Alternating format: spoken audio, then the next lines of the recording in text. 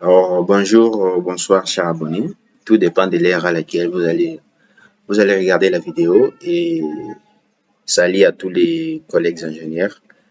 Alors, cette vidéo, je l'ai fait, pardon, juste pour permettre à ceux qui n'ont pas encore des notions sur la partie calcul, une partie structure métallique, pardon, sur le logiciel robot.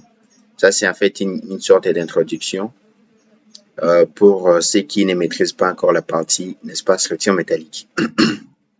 Alors, dans cette vidéo, on va faire un petit exemple. Voilà, on va travailler sur un hangar, voilà, un petit hangar, je crois, de 8 mètres sur 4. Voilà, les détails sont là. Un hangar de 8 mètres sur 4. Juste question de vous montrer comment on procède pour, n'est-ce pas, la modélisation, les calculs, etc., faire les assemblages dans la partie, n'est-ce pas, structure métallique. Parce que la plupart des gens s'intéressent beaucoup sur, n'est-ce pas, sur la partie béton armé, mais ils oublient que la partie structure métallique également se trouve dans les logiciels robots. Alors cette vidéo, elle est là pour ça, et juste pour ça, pour vous permettre, n'est-ce pas, de vous mettre dans les bains de la partie structure métallique du logiciel robot. Alors, on va modéliser on va travailler sur les hangars qui est là, avec une surface, je crois, qui fait 8 mètres sur 4, avec une hauteur de 4 mètres pour les poteaux et 1,5 mètres pour les poinçonnements, la hauteur des poinçonnements. Et voilà les charges, les différentes charges. C'est juste un petit exercice. Ça ne va pas prendre beaucoup de temps, j'espère. Donc voilà. Avec ça, si vous n'avez jamais travaillé sur la partie structure métallique avec les logiciels robots, cette vidéo, elle est faite pour vous, vraiment pour vous, parce que ça va vous permettre, on va voir comment procéder étape par étape et on va les faire avec vous. Alors, sans plus tarder, nous allons aller sur le logiciel robot. Alors, on va ouvrir le logiciel robot. Alors, pour modéliser une charge, comme pour notre cas ici, un hangar métallique, on va aller dans étude d'un portique plan. Donc, on va cliquer là-bas. Et puis, la première des choses, comme toujours, avec les logiciels robots, on va paramétrer nos outils, les préférences de la tâche. Alors, pour les unités, on ne va toucher à rien. Pour les matériaux, ici, l'acier, on va utiliser l'acier avec la nuance de 235. Voilà. S235. Alors, la norme de conception, pardon, pour les aciers, pour les assemblages, on va utiliser la norme SEM66 et ici également SEM66. Voilà. La pondération de la charge va se faire suivant la norme SEM66 aussi. On va faire OK. Donc ça, ce sont les petits paramètres, voilà, à faire au préalable avant de commencer. On va faire OK. Les paramètres de là-bas ont été définis, etc. Convertissez, oui. Voilà, on va travailler avec la norme SEM66. Alors, la première des choses, comme je vous ai dit au début, notre hangar va faire 4 mètres sur 8. Donc, 4 mètres sur 8. Et puis, on va modéliser. On vient sur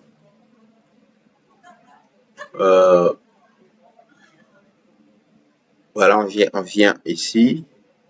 Je crois que c'est 6 mètres. C'est 6 mètres, si je ne m'abuse. C'est 6 mètres. C'est 8 mètres sur 6, pardon.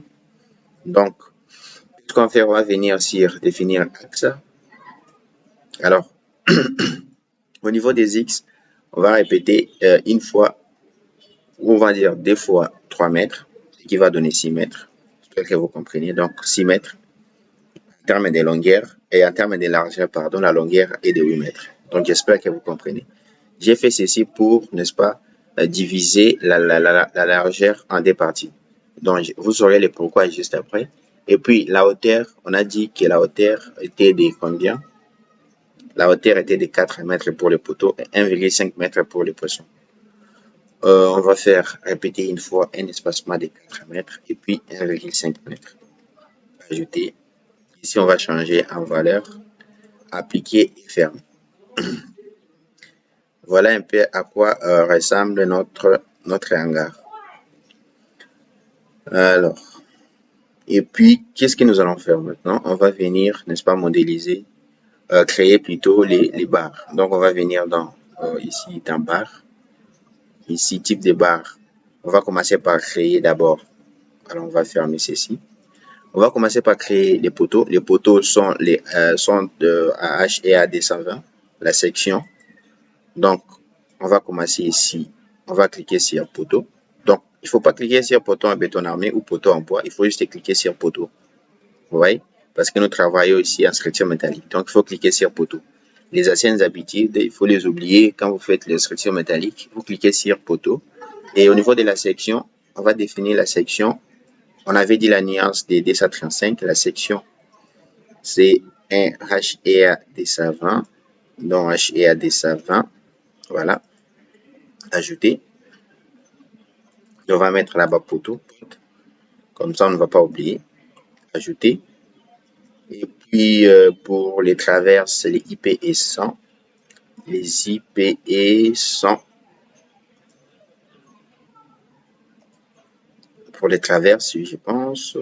IPE 150, pardon. Bon, on va prendre ça 40 pour les traverses. Et puis après, on va vérifier. Hein, si ça ne tient pas, on va augmenter la section. Ajouter. Et puis, qu'est-ce qu'il faut encore? Des pannes sablières. IPE 120. IPE 120. Panne sablière. Donc, on va mettre panne sablière comme ça. Ajouter. Et puis, on a les pannes en IPN 100. Les pannes sont faites à IPN 100. IPN 100. Ça, c'est pour les pannes qui vont recevoir n'est-ce pas, la couverture ou bien la toiture. Les pannes, puis on a les lisses. Voilà. Les lisses qui sont à quoi? IPN aussi 80. IPN 80. C'est pour les lisses. Lisses. Voilà, pour l'instant, on va faire avec ça. Alors, on va fermer. On va revenir. Si on va commencer par modéliser les poteaux. Donc, on va venir dans poteau, ici type poteau. On va prendre les HEA des savants. Puis, on va modéliser. On va cliquer de là jusqu'ici. Et de là jusqu'ici. Et puis, pour les traverses, on va choisir les types poutres. Ici, traverse les IPE 140.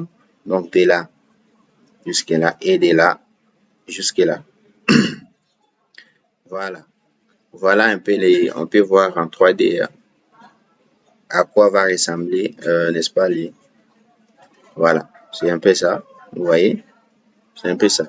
Alors, on va revenir ici et puis on va définir les autres éléments. Pour ce faire, une fois que vous avez fini des tracés comme ceci, vous venez dans charge vent et neige ou bien vous venez carrément dans chargement vent et neige DD, voilà. On peut venir ici, vent et neige DD ou bien on peut venir directement cliquer ici. Vent et neige DD. Alors, l'enveloppe, on va dire au logiciel de prendre l'enveloppe automatiquement. Donc, le logiciel va détecter toutes ces barres ici. Donc, le logiciel va les sélectionner. Donc, ça va devenir, n'est-ce pas, l'enveloppe de notre structure. Donc, si on fait automatique, vous allez voir toutes les barres ont été sélectionnées. Donc, le logiciel a détecté toutes les barres ici et puis les considère comme l'enveloppe de notre structure. Ici, notre bâtiment sera sans attrait-terre. La profondeur, c'est comme la longueur. On avait dit que la longueur était de 8 mètres. De 8 mètres. Et puis l'anthrax était de 4 mètres. Donc, j'aurai tout simplement 1, 2, 3 portiques. Alors, une fois ceci fini, on va venir dans paramètres. Voilà.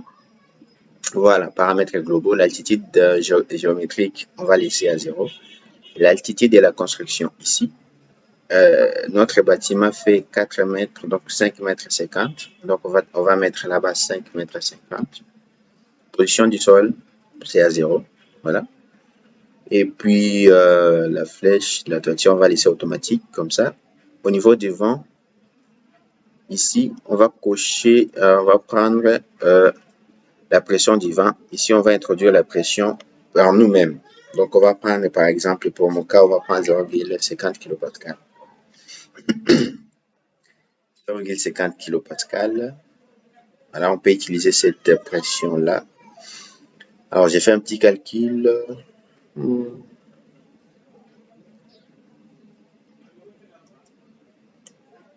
Alors, chez nous, la pression, elle est de 50 Newtons par centimètre carré. Alors, je vais les faire. On va se retrouver ici après. Donc, voilà, le calcul a été fait. Donc, 0,5 kPa, c'est exact. Et puis, la pression du vent, on va les considérer comme état constante. Voilà, vu que la hauteur n'est pas assez importante. La neige, pardon, dans notre milieu, là où je suis, en fait, il n'y a pas de neige. Et puis, la perméabilité, c'est les pourcentages des ouvertures. Si vous avez, comment je vais vous expliquer ça? Si vous avez un mur, vous calculez la surface totale du mur d'abord. Et puis, vous calculez la surface des ouvertures de toutes les baies, les portes et les fenêtres. Alors, vous allez faire les rapports entre les pourcentages de vos baies par rapport à la surface, n'est-ce pas, du mur entier. Donc, vous prenez la surface de toutes vos ouvertures divisée par la surface du mur. Vous aurez un pourcentage, c'est les pourcentages que vous allez mettre ici. Donc, à gauche et à droite, si vous avez des ouvertures, vous mettez les pourcentages. Et puis, de la même manière, en avant, tout comme en arrière. Pour nous, pour notre cas, en avant, ici, on a un pourcentage de 35% par exemple. C'est juste un exemple. Et en arrière également, on a un pourcentage de 35%. Donc, gauche et à droite, chez nous, il n'y a pas d'ouverture.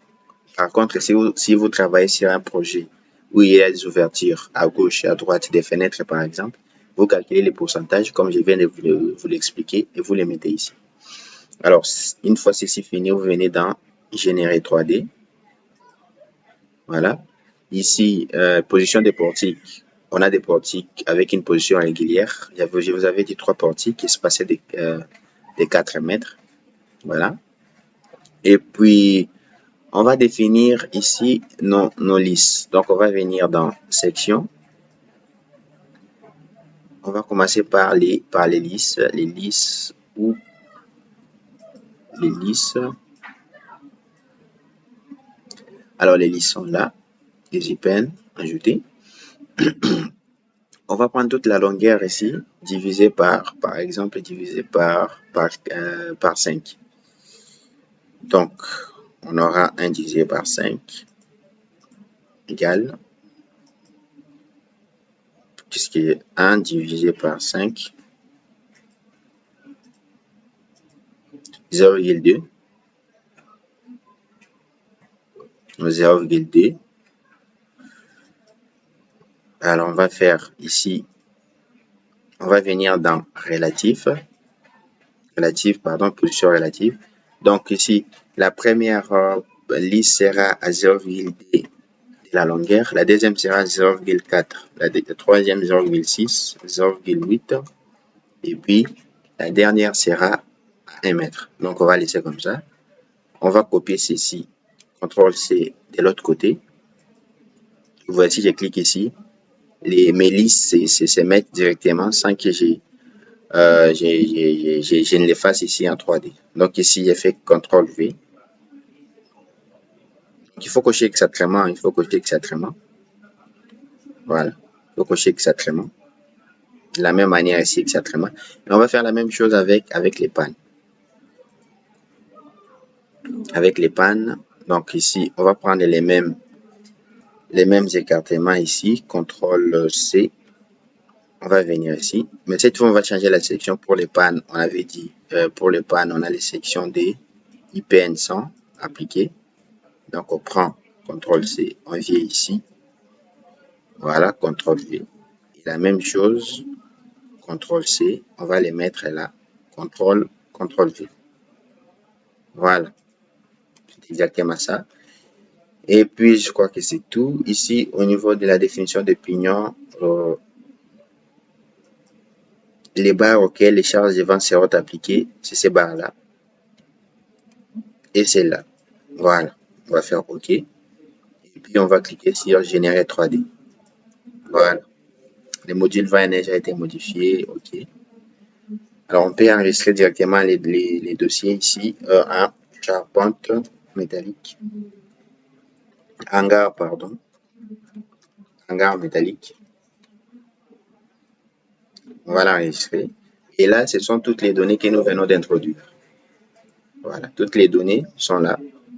On peut les enregistrer pour les utiliser plus tard. Donc, on a les dimensions des bâtiments, la hauteur, la largeur, la profondeur, n'est-ce pas, toutes les données que nous avons introduites sur les vents, etc. Vous voyez ici la pression des bases. Toutes les données sont là, avec les ouvertures, tout ce qu'on a introduit avec vous, toutes les données sont là. Donc, on peut les enregistrer également pour les utiliser plus tard. Une fois fini, on va venir ici pour voir ce que nous avons réalisé jusqu'à présent. Donc, voilà, on va aller dans croquis profilé. Vous voyez que notre bâtiment commence à prendre forme peu à peu. Alors, il nous reste de mettre, n'est-ce pas, les pannes sablières. Voilà, les pannes de rive autrement. Donc, ici, on va les mettre en 3D. On va venir dans barre. Une panne sablière, c'est comme une poutre, bien sûr. Donc, panne sablière, IP savant. Donc, on va la mettre de là jusque là et de là jusque là. De la même manière, de l'autre côté, on va faire la même chose. De là jusqu'à ce niveau et puis de là jusque là. Et on va fermer. Voilà. Alors, on va placer ce que j'ai oublié de faire. On va placer les jarrets. On va placer les jarrets ici. Les jarrets ont tout simplement le rôle de diminuer les moments à ce niveau ici. Et puis, ça permet aussi d'encastrer, n'est-ce pas, de lier, n'est-ce pas, avec un encastrement, les poteaux et les traverses. Donc, on va venir dans, je sais plus trop, structure, caractéristique, non, additionnel, oui, voilà, les jarrets qui est là. Alors, les barres ici, on va laisser les jarrets par défaut. Voilà, on va utiliser les jarrets par défaut. Ici, là, là et là. Et puis, on va aller, on est dans XZ, hein. On va aller dans, à 4 mètres, pardon, à 4 mètres. On va placer les jarrets également ici.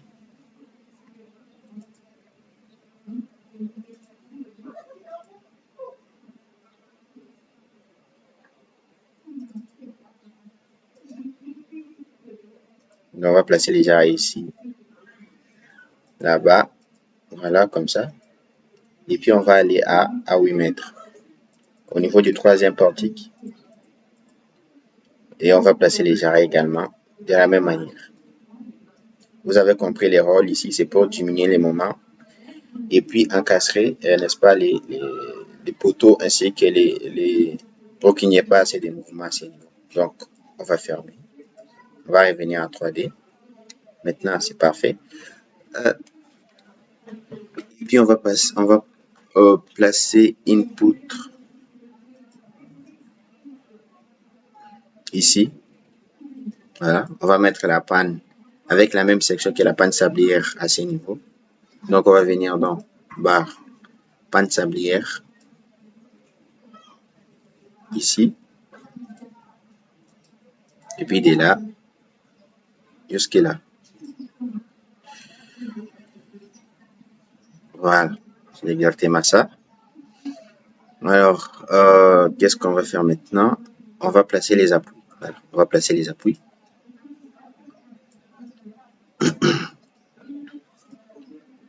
Donc, on va sélectionner tous les nez. On va sélectionner tous les nez à ces niveaux-là. Et puis, on va venir dans appui. On va mettre les encastrements. Pour l'instant, voilà, on va encastrer d'abord. Voilà, exactement. Et maintenant, l'étape qui suit, c'est l'étape des chargements. Alors, pour faire les chargements ici, il y a des méthodes. Soit vous chargez directement sur les pannes, parce que la méthode de transmission des charges pour les hangars, par exemple, c'est les pannes qui vont recevoir les charges de la toiture. Et après, les pannes vont transmettre les charges au niveau des traverses. Et les traverses vont transmettre les charges au niveau des poteaux. Et les poteaux au niveau de la semelle. Et la semelle au niveau du sol. Voilà, ça c'est une des méthodes. Ou alors, on va mettre un bardage. Et puis, À partir de là, nous allons tout simplement appliquer les charges sur les bandages. Et puis le logiciel robot va faire les restes. Moi, je préfère beaucoup plus les faire comme ça. C'est beaucoup plus facile et ça va beaucoup plus vite en fait. Donc, ce qu'on va faire, on va modéliser un bardage ici comme une toiture. Un bardage, par définition, c'est un élément sans dimension, sans poids. Ça ne pèse pas. Son rôle, c'est juste de transmettre les charges correctement n'est-ce pas, sur nos pannes, voilà, sur les pannes. Donc, ce qu'on va faire, on va venir dans structure, bardage, et puis ici, la répartition des charges se fera suivant la direction des Y. Là. Et voilà, c'est comme ça. Et puis, voilà, on va faire ça de manière.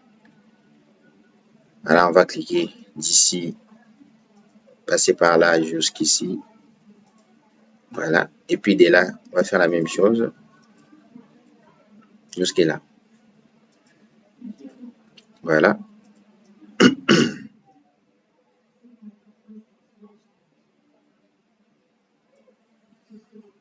Voilà, on va également les faire ici. Donc, on vient dans structure toujours, bardage, rectangulaire.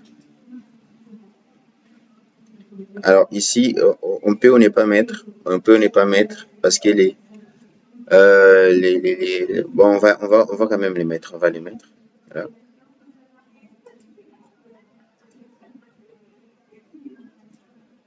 Là, on va faire la même chose ici.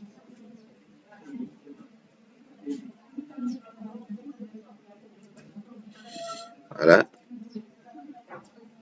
On doit s'assurer qu'on n'a pas fait, qu'on ne commet pas d'erreur.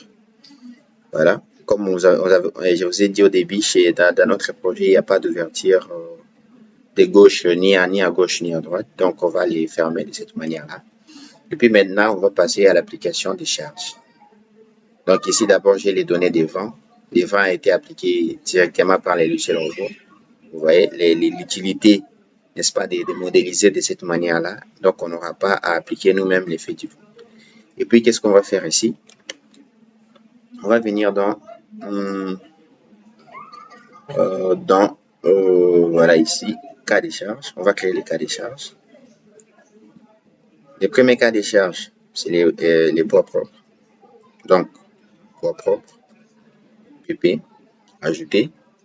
Deuxième cas de charge, qu'est-ce qu'on a ici?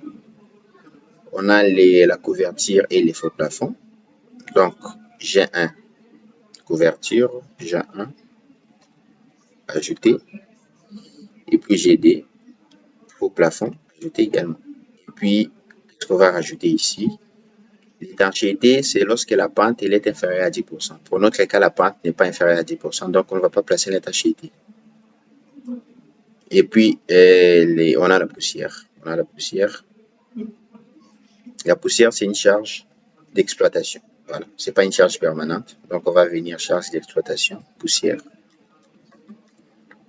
avec des S, poussière, ajouter. Je crois que c'est bon.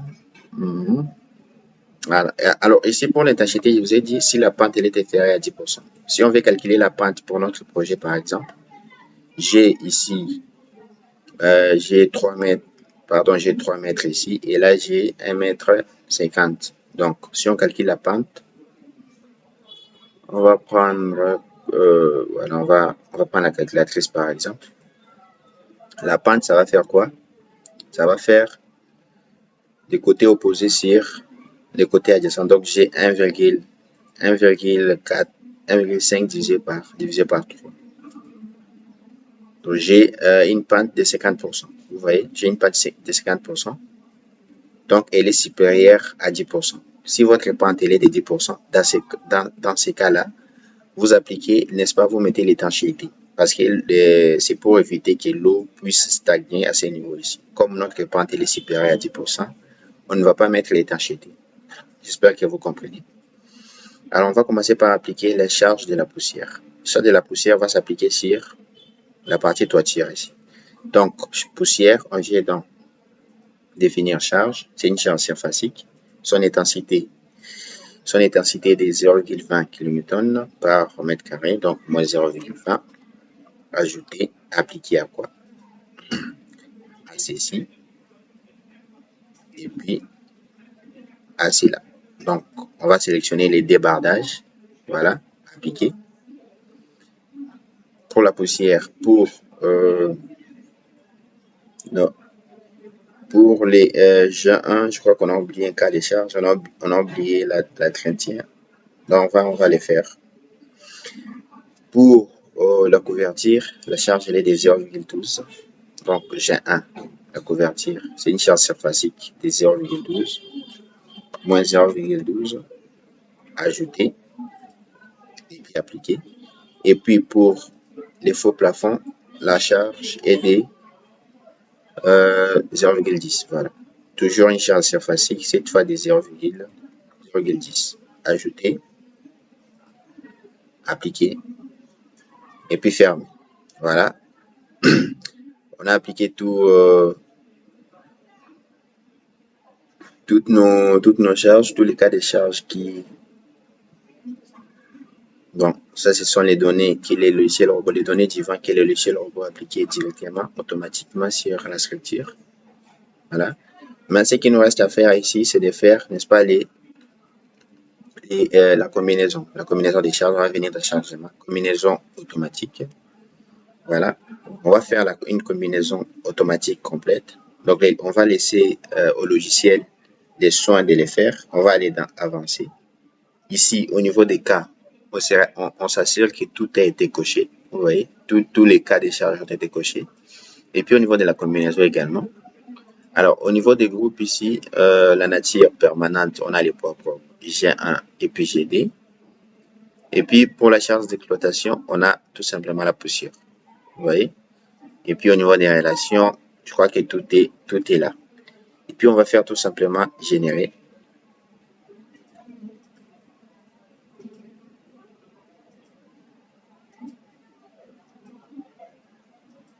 Voilà, on peut générer ici. Donc, on va faire générer.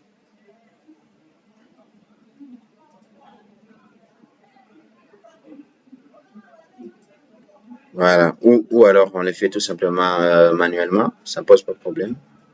Donc, on commence par ceci, l'élu. On va dans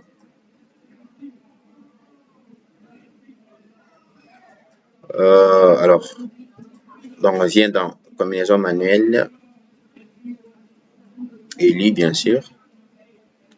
Alors ici, on va pas faire parce que vous voyez avec les charges du vent, vous n'allez pas appliquer toutes les charges du vent au même moment.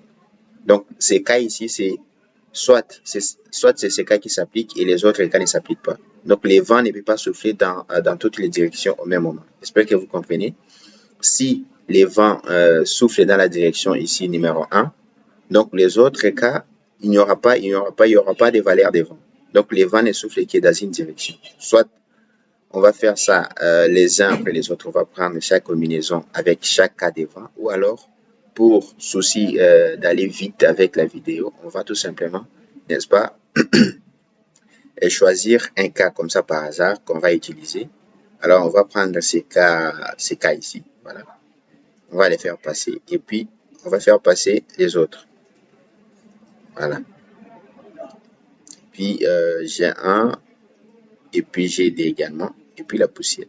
Donc on a pris un cas de vent comme ça par hasard. Sinon on allait faire chaque cas à part. Ça allait nous prendre beaucoup de temps. Alors on n'a pas assez de temps pour faire tout ça. Donc nous allons prendre un cas de vent comme ça par hasard, comme ça qu'on va utiliser dans notre combinaison de charges. On va faire appliquer.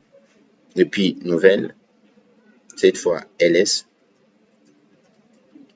LS, on va faire la même chose ici. Permanente, bien sûr. OK. Donc, les poids propres. J'ai un poussière et puis GD. Et puis toujours avec notre cas de charge sur les vents. On va faire appliquer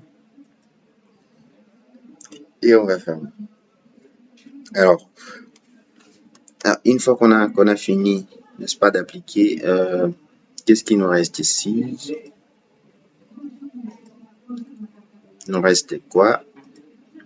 Je crois que tout a été dit, j'espère. Oui, je crois aussi.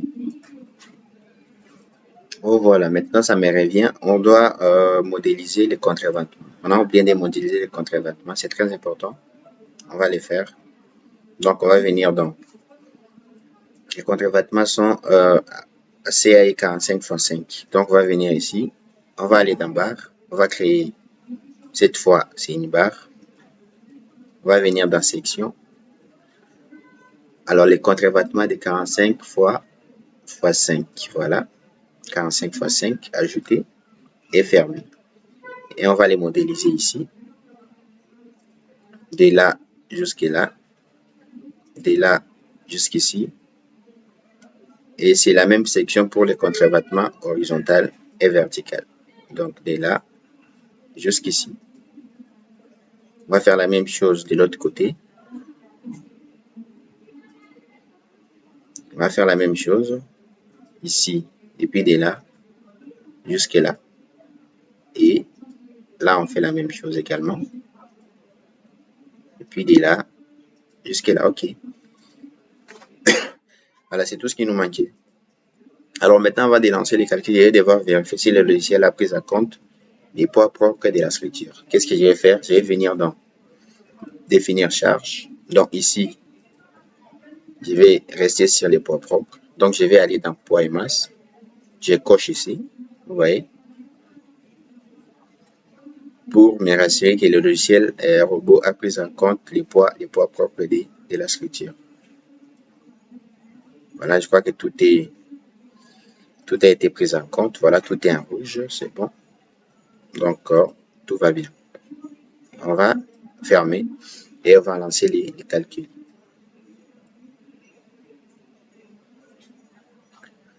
Face, objet sans épaisseur affecté, non utilisé pour la création de la surface. C'est quel objet? Voilà les bardages ici. Ils ne servent pas à grand chose. Voilà. On peut les supprimer, hein, tout comme on peut les laisser. C'est un avertissement. On peut les supprimer alors, vu que ça ne sert pratiquement à rien. Oui.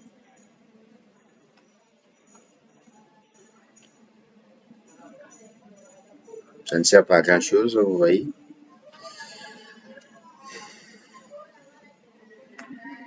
Voilà. Terminé. On va relancer les calculs.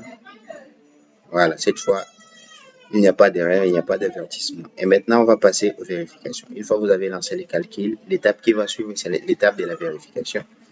On va commencer par vérifier la résistance due aux effets des efforts internes, les moments, l'effort normal et puis l'effort tranchant.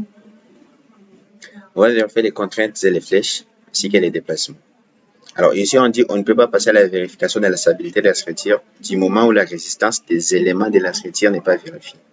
Donc, avant de passer à la vérification de la résistance de l'ensemble de la structure, il faut d'abord passer par la vérification de la résistance de chaque élément de la structure. Parce que si un élément de la structure ne tient pas, toute la structure ne va pas tenir non plus. Donc, toute la structure ne sera pas stable. Donc, on va commencer par vérifier la stabilité de chaque élément. Voilà. Alors ici, on a dit si la vérification des éléments de la structure à la résistance n'est pas vérifiée, il faudra alors augmenter les sections des barres. Voilà. Si la vérification ne tient pas, on va augmenter les sections des barres. On va commencer par vérifier les contraintes. Alors, on va commencer par vérifier les contraintes. Les contraintes ici, selon les règles de SEM 66, les contraintes seront vérifiées suivant la combinaison ANELI, donc la combinaison la plus défavorable. Donc ici, on va se mettre ANELI. Anneler. On va décocher tout ça. Et puis, on va aller dans Résultats. Diagramme barre. on va aller dans contrainte, voilà. Et puis on va venir ici dans contrainte maximale. Alors on va aller dans paramètres, description, extrême globaux. Alors, vous vous souvenez que les aciers que nous utilisons sont des nuances S235. Ça veut dire que l'air limite élastique est de 235 mégapascales. Elle est de 235 mégapascales. Donc, on va se rassurer que cette limite-là n'est pas dépassée. Vous comprenez? C'est pourquoi on dit ici, c'est où déjà? On va passer par la vérification de la contrainte. Donc, la contrainte au niveau de chaque élément des aciers ne doit pas dépasser la contrainte admissible de l'acier qui est de 235 mégapascales pour notre cas. Alors, on va faire appliquer. Vous voyez ici. Ici, la contrainte la plus grande ici, elle est de 242,395. Alors, on va devoir vérifier quelque chose. On va vérifier si les bardages a réparti correctement les charges sur les pannes. On va venir dans affichage, pardon, on peut aller directement ici, ici à ce niveau, attribut, charge, zone de répartition des charges, et puis on va générer les charges aussi automatiques. Appliquer. Alors, c'est pas exactement ce qu'on voulait faire, hein.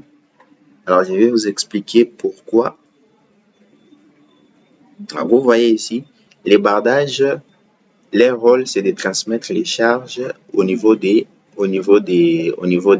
pannes, vous voyez. Mais par contre, ici, les bardages a une répartition des charges bizarre, vous voyez. Ça répartit plutôt les charges au niveau des traverses directement sans passer par les pannes, ce qui n'est pas correct. Alors, nous allons, pour pallier à cela, nous allons sélectionner les pannes, les bardages. Donc, on va sélectionner. Et puis, on va venir ici, dans répartition des charges. Ici, on va prendre la direction des X, par exemple. Puis, on va voir ce que ça va donner. Oui. Puis, on va relancer les calculs. Donc, appliquer. On va relancer les calculs.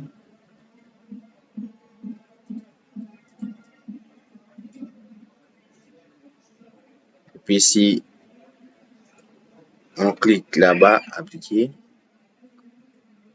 Alors ici,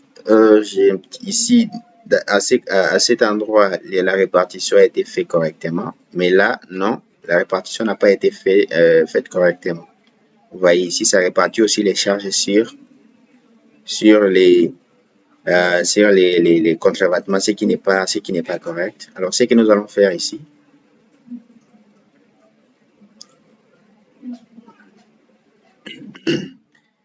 nous allons d'abord enlever les contrevêtements. Voilà, on va les remettre par après.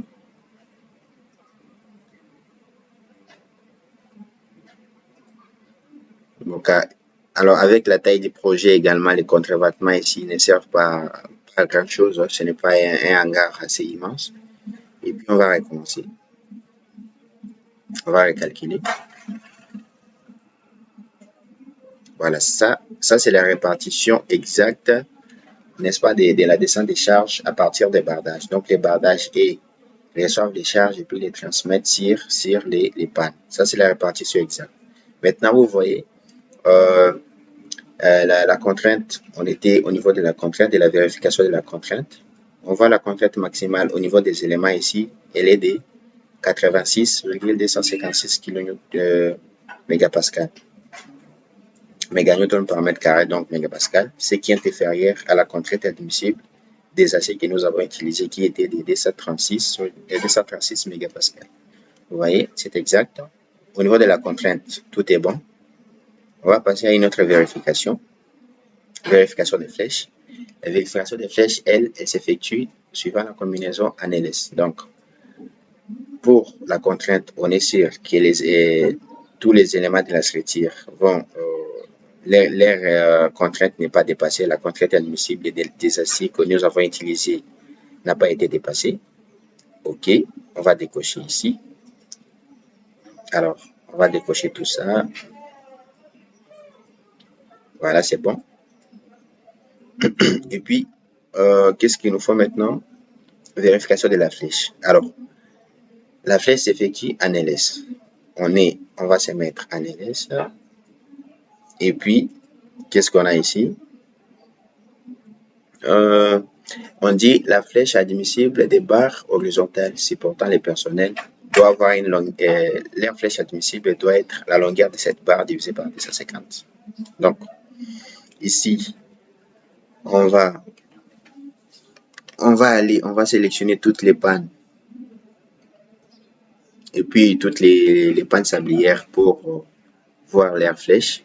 Donc, on va venir dans déformer.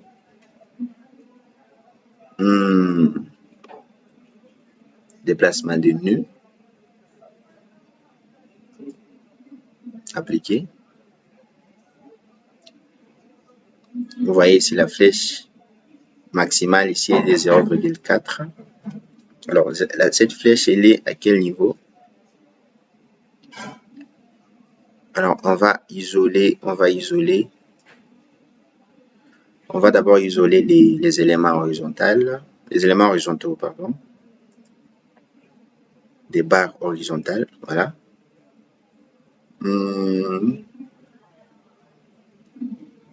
Les barres horizontales, L sur 250. Donc, on va isoler toutes les barres horizontales. Donc, on va les sélectionner. On va sélectionner les traverses, les pannes sablières et puis les pannes.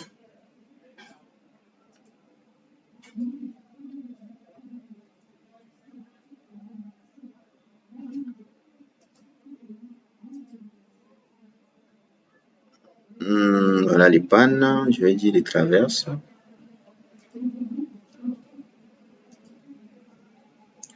Et puis quoi encore? Puis les pannes sablières aussi. Et puis traverse, voilà. On va les isoler. Voilà, on constate que le déplacement maximal ici est de 0,4. Donc, alors on va aller dans paramètres, extrême locaux. Vous voyez, le déplacement maximal est de 0,4. Or, ici, on nous dit le déplacement et la flèche admissible, pardon, des barres horizontales doit être la longueur de cette barre divisée par 250. Donc, par exemple, pour cette barre-là, alors, j'arrive pas à déterminer exactement quelle barre. Voilà, c'est exact. Voilà, c'est la traverse. Donc, la traverse fait une longueur de 6 mètres. Donc, on va faire ici.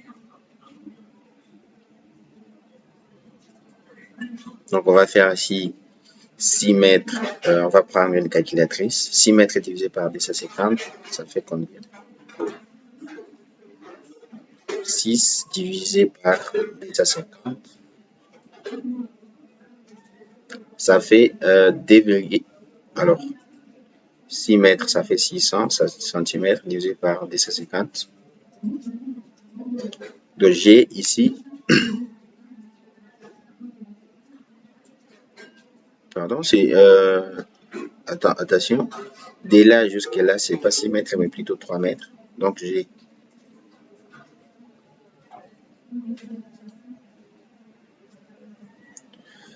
non, c'est exact, on prend toute la longueur, 2,6 mètres, voilà. Et des 600 mètres, 6 mètres, pardon, 600 cm divisé par 250, ça fait 2,4 cm.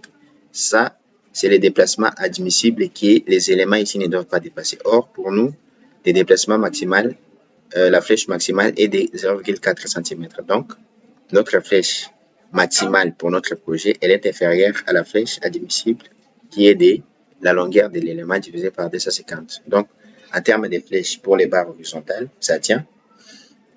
Et puis, pour les barres verticales, on dit la flèche admissible pour les barres verticales doit être de la longueur de cet élément divisé par 300. Donc, cette fois, on va sélectionner les poteaux. Donc, on va venir ici. On va vérifier pour les poteaux. Pour les poteaux, là, on va les isoler aussi. Vous voyez, pour les poteaux, la flèche maximale est de 0,2 cm. Donc, la longueur du poteau, elle est de 4 mètres. Donc, on aura ici 4 mètres 400 divisé par la flèche admissible, c'est la longueur divisée par 300. Divisé par 300. Donc, la flèche admissible est de 1,3 cm. Or, chez nous, on a une flèche de 0,2 cm. Donc, la flèche de notre projet est inférieure à la flèche admissible, ce qui est correct. Donc, le poteau va tenir. Voilà. On a fini avec la vérification des flèches. C'est important avant de passer parce que je vois dans certaines vidéos, les gens ils passent directement aux assemblages sans pourtant vérifier, n'est-ce pas, les déplacements, les contraintes, etc. Donc, c'est important avant de passer aux assemblages de vérifier que les éléments sont dans leur limite.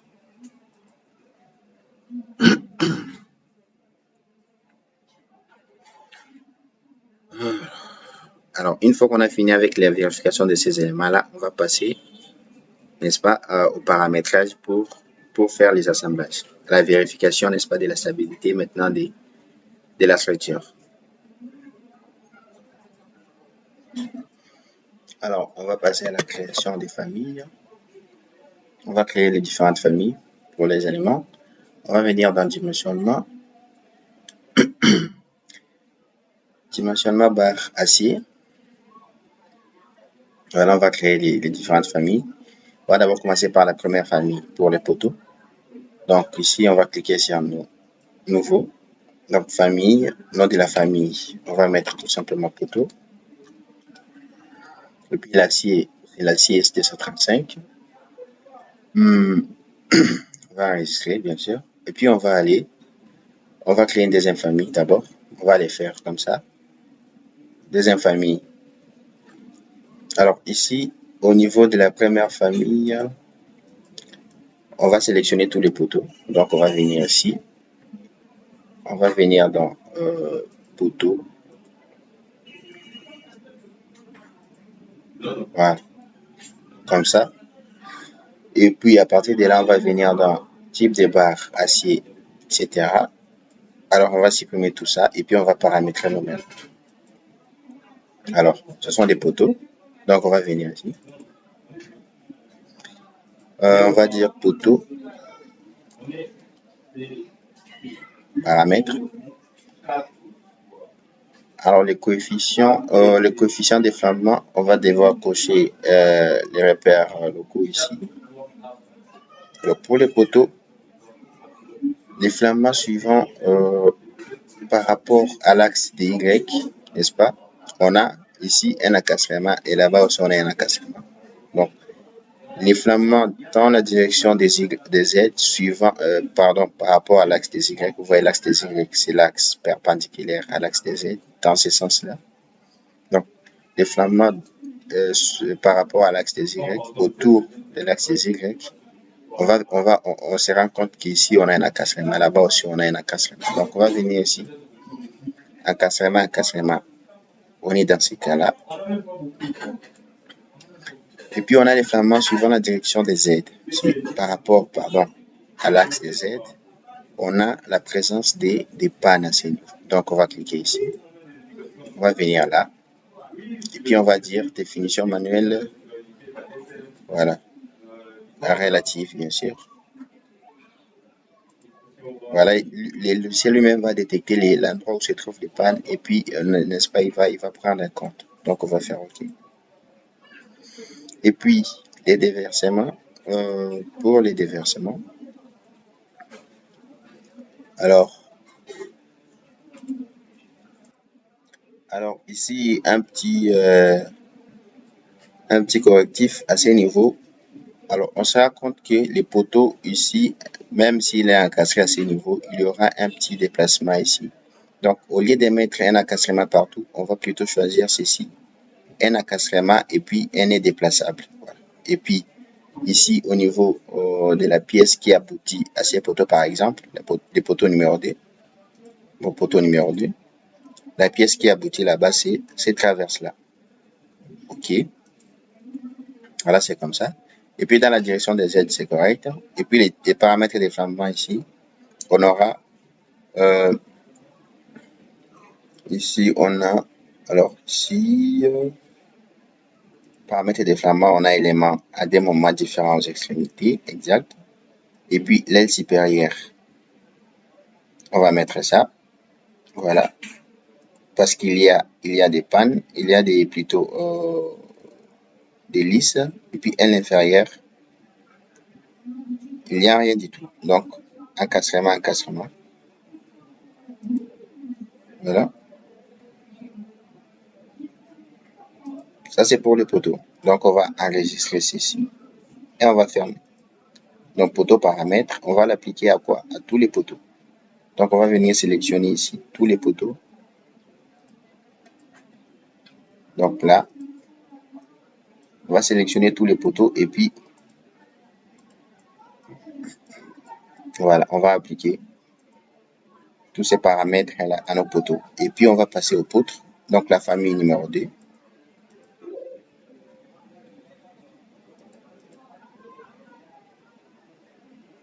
Vous voulez voir enregistrer? Oui, on va enregistrer. Voilà, on va enregistrer ici.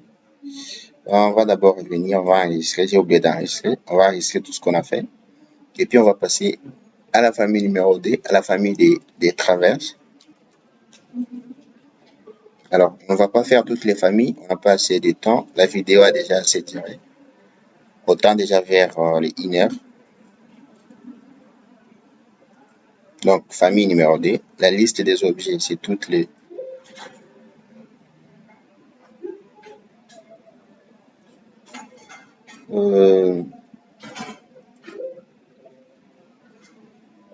voulez-vous... Alors, ici, au niveau... Alors, vous voulez voir ici? Oui, bien sûr.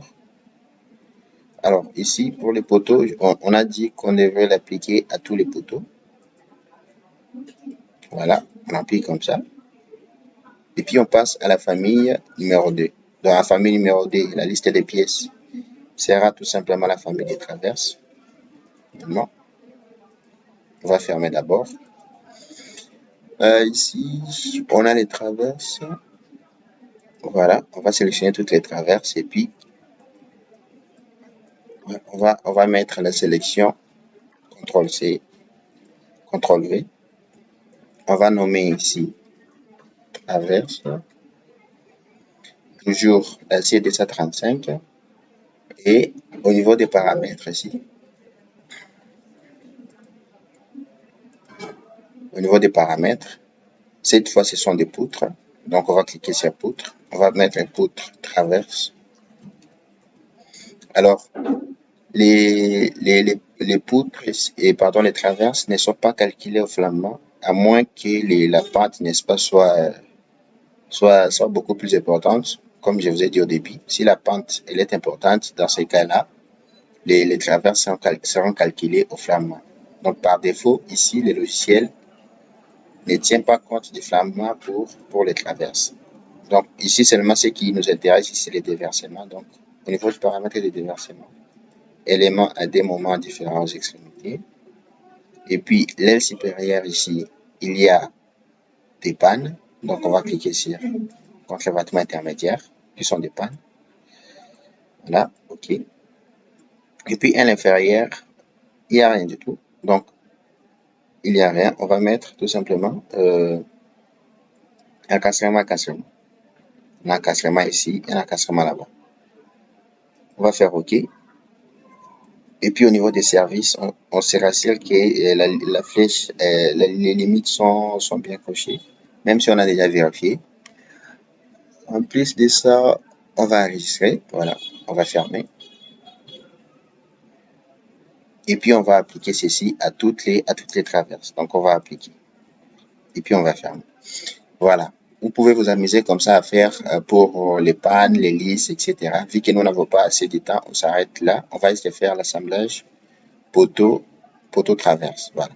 Maintenant, on va devoir vérifier la première famille pour les poteaux. Alors, pour ce faire, on va vérifier la famille. Donc, on va prendre la sélection ici, CTRL-C, CTRL-V, voilà. Et puis, on va calculer. On va vérifier les pièces. Vous voyez? Ici, on voit les OK partout. On voit les ratios. Les ratios, il est assez faible, hein, des 0,09, de 9%, de 17%. Donc, la section est assez grande. Donc, si vous voulez ici, vous pouvez diminuer, n'est-ce pas, la section des poteaux. Vu la taille du projet, la section a été beaucoup plus grande. Donc, ici, si nous voulons demander au logiciel de robot de nous donner une section optimale, on va faire quoi? On va sélectionner ceci. On va supprimer ça. Et puis, on va dire automatique. Vous voyez? Pour les logiciels robots, même avec les H et A100, notre structure va tenir. Vous voyez? Donc, on peut les faire. Donc, vous avez la possibilité de les faire. Donc, pour nous, ici, on va laisser comme ça. Euh, pour les poteaux, ça tient. Fermé, annulé. On va vérifier maintenant pour les traverses. Donc, on va prendre toute la sélection. CTRL-V, calculer. Oui, pour les traverses, ça tient aussi. Cette fois, les ratios, il est de 50%, c'est bon. Voilà. Voilà, pour les traverses, c'est bon, on peut laisser comme ça pour les traverses. Mais pour les poteaux, vous pouvez diminuer, hein, vous pouvez diminuer. Donc, si vous voulez être économique, il faut diminuer la section des poteaux. Il faut diminuer la section des poteaux. Ça vous permet d'être économique. Donc, pour moi, on va laisser comme ça pour l'instant. Alors, une fois qu'on a fini, n'est-ce pas, la vérification de tous ces éléments, vous voyez, on va aller aux assemblages. Donc, on va commencer par, je vais sélectionner les poteaux et la traverse. Puis, je vais venir dans dimensionnement, assemblage, AC. Vous voyez? Donc, ici, je vais cliquer sur créer un nouvel assemblage.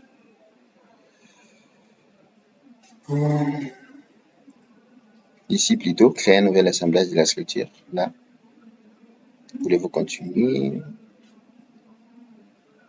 Voilà. Donc, on peut voir ici, on peut visualiser les schémas de l'assemblage.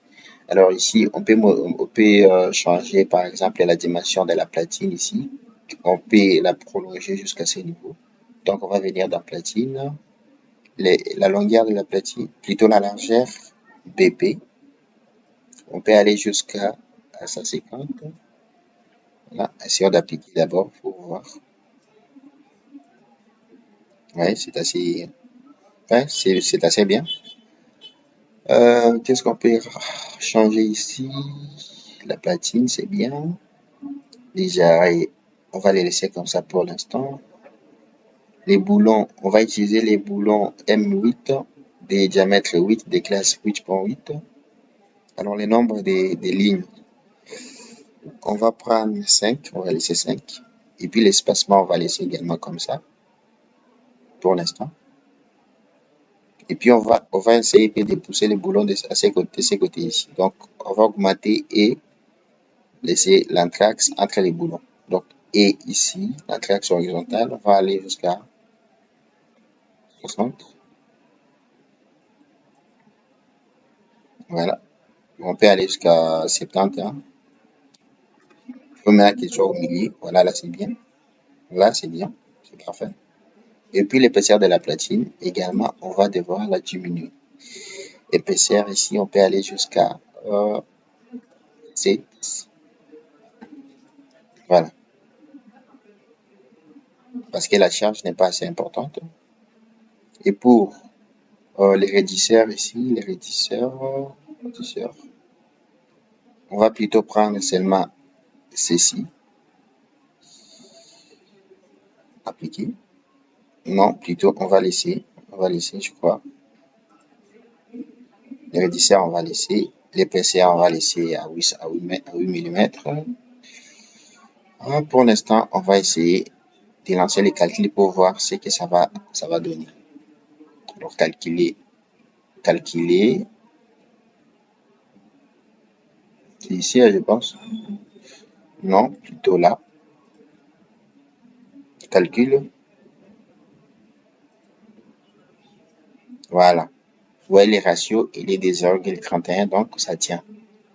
Vous voyez, on a notre assemblage avec tous les détails possibles, avec les poteaux qui est là, avec la traverse, etc. Donc, on a tous les détails ici. Tous les détails.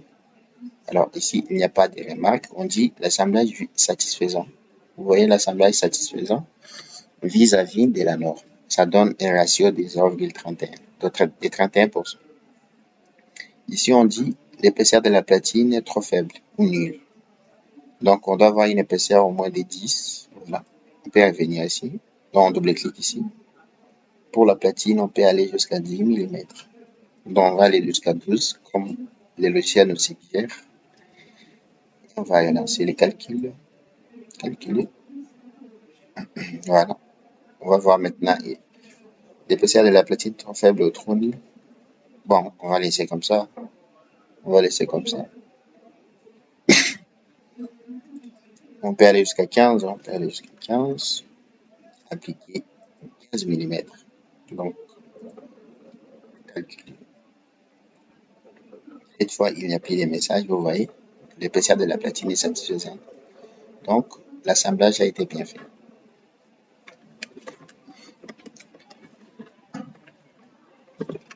Alors, vu qu'on a fini l'assemblage poteau-poutre, on va placer à l'assemblage traverse-traverse. Donc, on va sélectionner les deux traverses. Voilà, on va aller dans dimensionnement, dimensionnement assemblage acier. Et puis, on va cliquer sur créer un nouvel assemblage. Voilà. Voilà la vie de l'assemblage ici. Alors, ici, pour les platines, de la même manière, on va dire, on va aller ici jusqu'à 10. Hein. On va aller jusqu'à 10. Parce que l'épaisseur est assez grande, comme ça, c'est mieux. Et puis, au niveau des boulons, on va utiliser toujours les M, cette fois les M10 de la même classe. Alors, le nombre des rangées, on va prendre 5, 4 rangées. 4 rangées. Et puis, les espacements, ici, c'est 40-40. C'est bon. Et puis, 40. Donc, ici, j'ai 1, 40, 40. Et puis là, je dois avoir une affaire de 80, par exemple. Voilà. Pour les faire descendre un peu, on peut aller jusqu'à 100. 100. Voilà. Pourvu qu'il soit au milieu ici. Oui, c'est parfait comme ça. Et alors ici, on va augmenter la largeur des platines. On va aller jusqu'à 80, jusqu'à 90. Voilà. Pour qu'il soit assez parlant, oui. Là, c'est mieux. Et puis, 90, on peut aller jusqu'à 100. On peut aller jusqu'à 100. Voilà, là, c'est mieux. Et puis, on va pousser les boulons jusqu'à quelque part au milieu ici. Donc, on va aller au niveau des boulons. L'entraxe horizontale, on peut aller jusqu'à 55, 50. Voilà, c'est mieux. C'est parfait comme ça. Bon, pour l'instant, on va laisser les calculs pour voir ce que ça donne. Voilà, j'ai un ratio de 13%, qui est assez un ratio très faible. Donc, on peut toujours optimiser. Par exemple, en diminuant, n'est-ce pas, les diamètres des boulons, ainsi que la classe des boulons. On va prendre, par exemple, la classe de 4,8. Et puis, le nombre de boulons, on va garder 3. On va garder 3 boulons. Voilà, 3 boulons. Seulement, ici, pour les espacements, on va prendre ici 60. Donc, la première entracte, on va prendre 80 carrément. Puis, là aussi 80. Bon, on doit aller jusqu'à 100. Voilà, là c'est mieux. Avec 3 boulons. Essayons pour voir si ça va tenir. Calculer. Voilà les ratios. Vous voyez maintenant les ratios ont augmenté. Donc, notre assemblage travaille beaucoup plus maintenant à 45%. Là, c'est mieux. C'est assez économique, mais ce n'est pas toujours optimal. On peut toujours continuer à optimiser, n'est-ce pas? Jusqu'à avoir un ratio jusqu'à la 70%. Là, c'est mieux. Vous pouvez laisser jusqu'à 70%. Là, ça peut aller. Mais à 45% déjà, c'est bon. Alors, on a fini avec l'assemblage traverse-traverse. On va aller à l'assemblage poteau-semelle. Donc, on va sélectionner comme ça. Donc, les poteaux et, et la semelle et le nœud ici. Donc, on va aller dans dimensionnement toujours. Assemblage. Créer un nouvel assemblage. Voilà. On va aller la vue comme ça. Comme on avait un encastrement, donc toutes les deux directions ont été bloquées. Toutes les deux directions ont été bloquées. C'est pourquoi on a un encastrement. Parce qu'au début, déjà, on avait mis comme type d'appui encastrement. C'est pourquoi vous voyez les boulons disposés, pardon, les jarrets disposés dans ces sens ici. Alors, pour la platine, l'épaisseur de la platine, on va garder combien? L'épaisseur, non, on n'aura pas de contre-platine ici. Pour la platine, l'épaisseur, on va garder à 20 mm. Alors, les dimensions de la fondation, vous voyez ici, c'est énorme. C'est énorme. Donc, on va devoir diminuer. Par exemple, on va prendre une semelle carrée des 400, des 40 cm x 40 cm, de 400 x 400, avec une profondeur de 700. Voilà, de 700. Appliquer. Mais là, c'est assez bien. Oui, ça peut aller comme ça. Et maintenant, pour la platine, on va devoir diminuer la section de la platine. Ici, on va avoir une section de 10 à 50 fois 10, donc plutôt 300 fois 300. Appliquer. Oui. Alors, on n'aura pas de bêche non plus.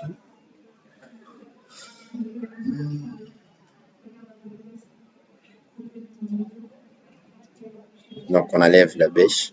Voilà, on va garder tout simplement comme ça. Maintenant, au niveau de l'ancrage ici, pour l'instant, les diamètres des boulons, on va prendre les diamètres 8. Appliquer. Et puis, bon, ici, on va devoir pousser les goujons d'ancrage à l'intérieur. Donc ici, on va jouer avec, n'est-ce pas, ces espacements-là. Donc on va prendre ici HD, on va prendre par exemple les sons, appliquer. On descend toujours pas, on va aller jusqu'à 150. Voilà. 150, on peut aller jusqu'à 130. Voilà. Voilà, là c'est bien. 130, oui, c'est parfait comme ça. Bon, essayons ça à 20. Donc ici, le but vraiment est de faire quelque chose de pratique, hein, quelque chose de pratique. C'est vous-même qui déterminez les espacements et puis vous allez demander au logiciel de voir si ça va tenir ou pas. Voilà. Donc c'est vraiment ça la philosophie ici. Alors on a appliqué, on va fermer et puis on va calculer pour voir. Alors les ratios, vous voyez ici, il est supérieur à 1, donc ça ne va pas marcher. On va voir là où ça ne marche pas. On va voir ici pour la pression diamétrale, donc c'est au niveau de la platine, je crois. Pour les bétons, l'ancrage, platine, il n'y a pas d'erreur. La platine. Longueur L4 est trop grande. Vérification de la résistance des sections filetées aux tiges, l'ancrage, donc, on va revenir ici.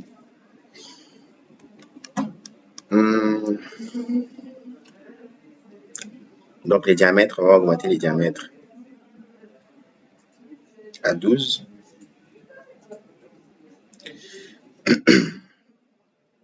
Et puis, la longueur ici, LD, donc L1, on va garder 40. LD, on va aller jusqu'à 500. Appliquer. Quoi encore? La platine, par exemple, on va augmenter son épaisseur à 25. Et puis là, on va aller, par exemple, à 350, comme ça. Donc ici, c'est comme si vous étiez en train de tâtonner un peu. Vous êtes en train d'essayer. Voilà. Et puis, on va lancer le calcul. Alors, le ratio, il est toujours supérieur à 1, mais il a diminué au moins. Il a diminué. On va voir où se trouve le problème cette fois. La valeur du coefficient K est calculée automatiquement. Au niveau du béton.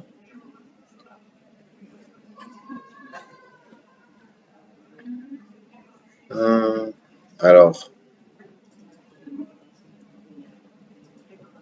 au niveau de la fondation, voilà ici, par exemple, ici, on va utiliser le béton 25. Béton 25.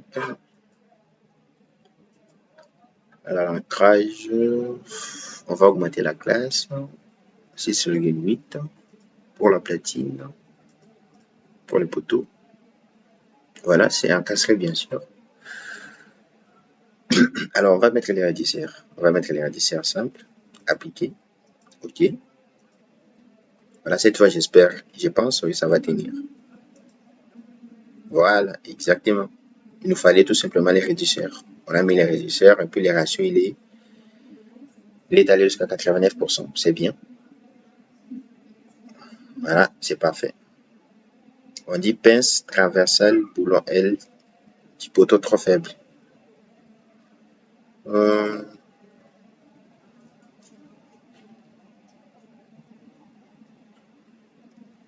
Ici sont des remarques, mais en tout cas, pour ce qui concerne du point de vue structural, du point de vue résistance, le poteau tel qu'il est là, ça va résister. L'assemblage tel que nous l'avons fait ici, ça va résister. Tout simplement. Voilà. Je crois qu'on a terminé. Je crois qu'on a terminé. Il nous reste à faire, n'est-ce pas, calculer la semelle. Voilà.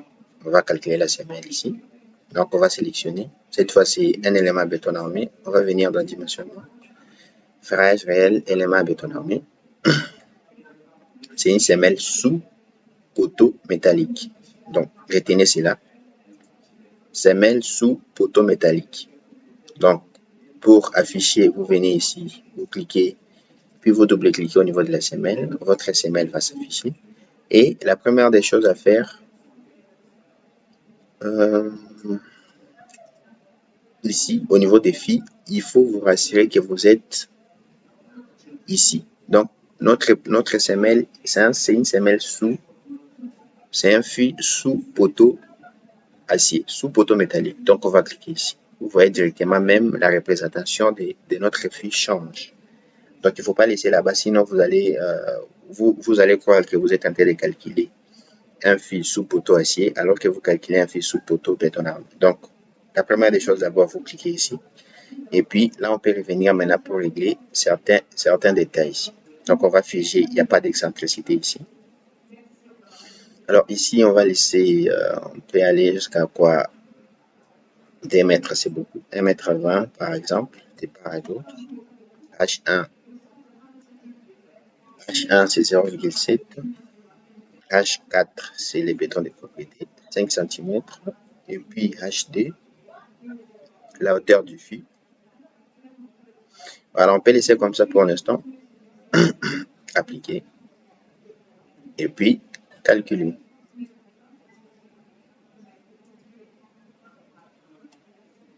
Voilà, il nous donne 1,30 m x 1,10 m. Voilà. Ici, on peut voir les résultats de la semelle, la répartition des contraintes ici. Et puis là, on a les résultats, n'est-ce pas, les détails des ferraillages de notre semelle. Vous voyez. peut voir la vue en 3D. On a ça. Si on veut voir les plans d'exécution, voilà, on a quelque chose qui ressemble à ça. Voilà. Bon, seulement, on n'a pas fini avec les paramétrages. On n'a pas fini avec les paramétrages. Semelle vue. Il fallait aussi définir les sols. Comprenez qu'avec la fatigue, on oublie certaines choses. Pour le béton 25, acier longitudinal HA400 par exemple. Avec la fatigue, ça fait déjà 1h, 1h15. Option de calcul, déjà. Paramètres d'étage, rien à dire là. Disposition de ferraillage, de fût. On va prendre celui-là. Les attentes, il n'y aura pas d'attente ici. Alors, on va définir les paramètres géotechniques. La contrainte des sols, contrainte admissible. Ici, la contrainte en élu, chez nous par exemple, est de 0,2 mégapascal. Voilà. Donc, ça fait ça. Et puis, on applique maintenant calcul. Voilà. On a presque les mêmes résultats. On peut voir les notes de calcul, etc. Et les plans d'exécution. Voilà. On a ça. C'est nickel. Donc, je crois qu'avec ça, on a terminé. Avec ça, on a terminé. On a vraiment fait, on n'a pas tout fait, mais on a fait l'essentiel. Donc, comme je vous ai dit au début, là, j'ai créé les familles pour les poteaux et pour les traverses. Si vous voulez continuer, aller beaucoup plus loin, vous pouvez créer les familles pour, n'est-ce pas, pour les lisses, pour les contre-vêtements, pour les pannes, etc. Voilà. Donc, si vous voulez aller plus loin, c'était juste pour vous montrer comment procéder. Alors, merci de nous avoir suivis. Si vous ne vous êtes pas encore abonné à notre chaîne, je vous invite, n'est-ce pas, à vous abonner et également liker la vidéo et à commenter, poser des questions surtout. Si je suis allé un peu trop vite ou si il y a certaines choses que vous n'avez pas bien captées, laissez-nous les questions dans les commentaires. On va essayer d'y répondre. Et n'oubliez pas de vous abonner si ce n'est déjà fait. Et merci de nous avoir suivis et à la prochaine.